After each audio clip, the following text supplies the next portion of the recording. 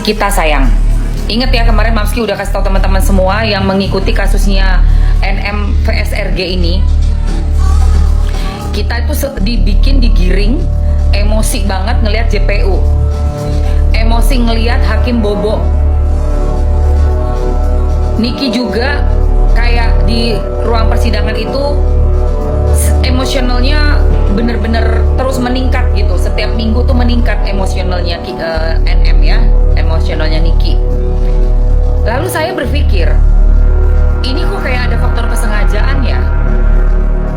Sepertinya memang dibikin untuk kita tuh tidak bisa mengendalikan emosi gitu.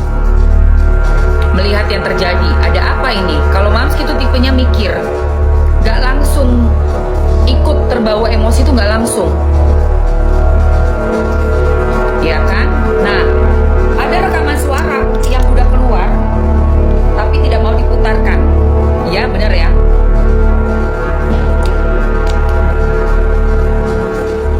Popo, hey, halo Popo.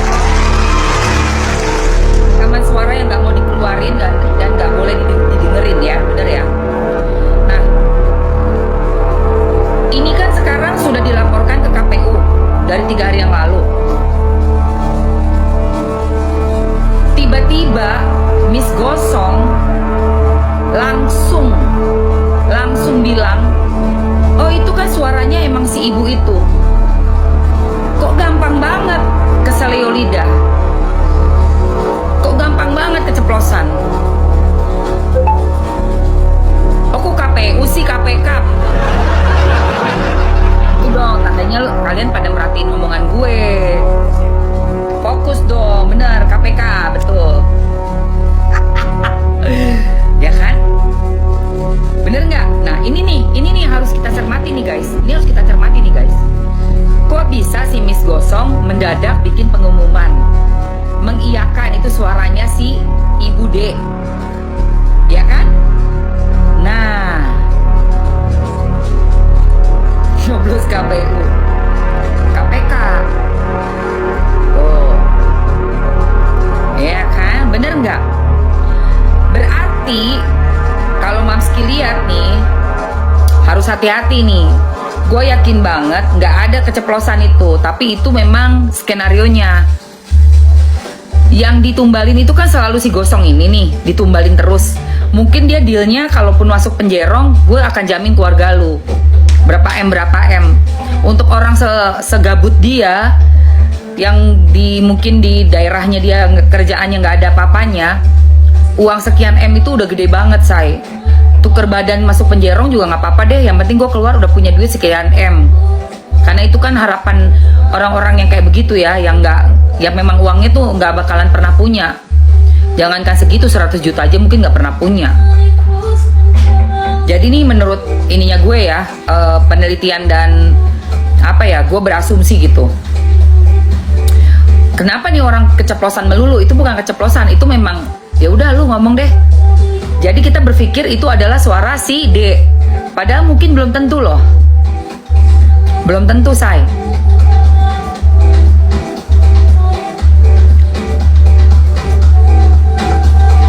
Ini harus dicek bener-bener tuh siapa suara itu. Yang udah bilang beong sana beong sini. Karena juga kalau gue lihat suaminya si D juga pangkatnya biasa-biasa aja. Pangkatnya biasa-biasa aja. Gue pikir udah bintang. Gue pikir bintang, bukan loh.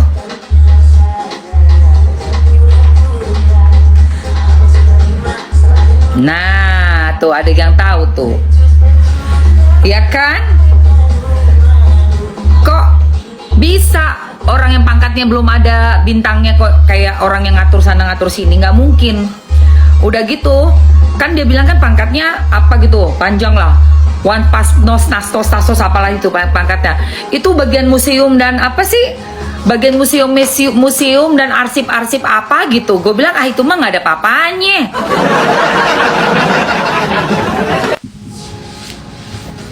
belum nyampe ke call aja belum. Baru brokoli. Masih brekele. Gue nggak percaya orang itu, gue nggak percaya, sorry ya, gue nggak percaya coy.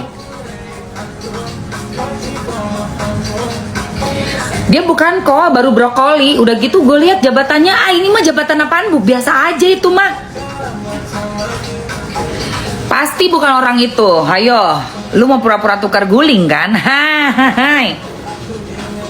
Mau tukar guling lu? Udah ya pokoknya kita yang ngebela Niki nih wajib banget hati-hati. Sepemikiran mam, iya kan? Cari tahu tuh suara siapa. Gua nggak yakin ibu itu. Suaranya juga nggak sama kok.